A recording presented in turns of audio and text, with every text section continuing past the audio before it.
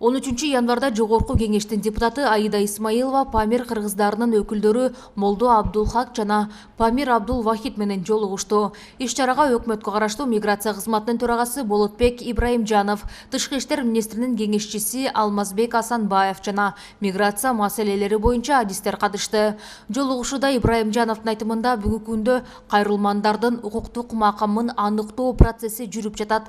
Өз кезегинде Молдо Абдулхак Памир кыргыздарынын атынан өлкө бийлигине чоң жана кичи Памирдеги этникалык кыргыздардын дагы 30 үй бүлөсүн кабыл алып, легалдаштыруу өтүнүчү менен кайрылды. Болот Ибраимжанов Кыргызстан Памирлик боордоштор үчүн дайыма ачык экенин белгилеп, бирок тышкы иштер министрлиги аркылуу Ооганстандын расмий бийлиги менен бул маселени сүйлөшүү керектигин билдирди.